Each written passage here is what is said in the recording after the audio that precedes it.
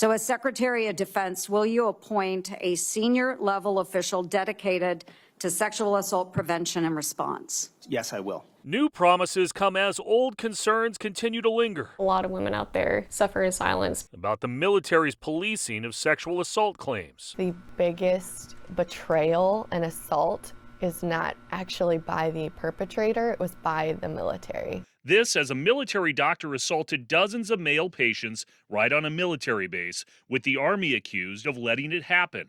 When do you know during the course of this appointment that something is off? As soon as he asked me to, or directed me to drop my pants. Because you're looking for relief from back pain. Correct. The way the military handles sexual assault cases has been overhauled in recent years, reforming the justice system, criminalizing sexual harassment, and devoting new resources to the Sexual Assault Prevention and Response Office, or SAPR. A pair of leading senators, Kirsten Gillibrand and Lisa Murkowski, sent a letter to Defense Secretary Pete Hegseth just last month, citing reports that SAPR could be on the chopping block and expressing deep concern about the mere possibility of changes to the program.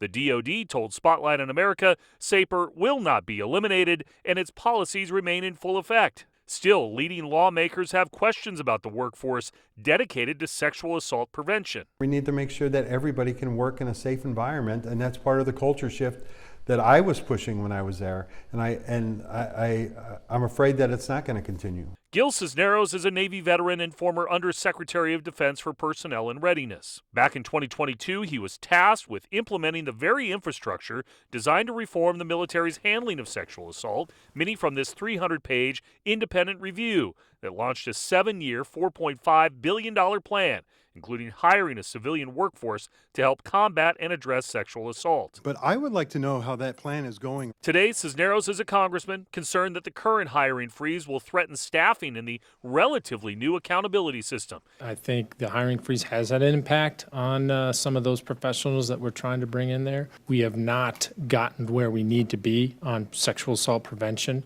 According to recent reports, job cuts across DoD will delay plans to hire at least 1,000 civilians to help prevent, among other things, sexual assault in the military. We need to put people first, right? And if we are not going out and hiring the people that they need, to me, that doesn't say we're putting people first. We have to make sure that there are programs in place. I will want to see a list of them, who's staffing them, and just make sure that this is actually happening. Congresswoman Marilyn Strickland is on the Armed Services Committee. She represents Tacoma, Washington, home of Joint Base Lewis McChord, where Dr. Michael Stockan assaulted more than 40 of his patients. The people who serve our military put their lives on the line, and they put themselves at risk, and they should never feel like they're at risk among their own colleagues.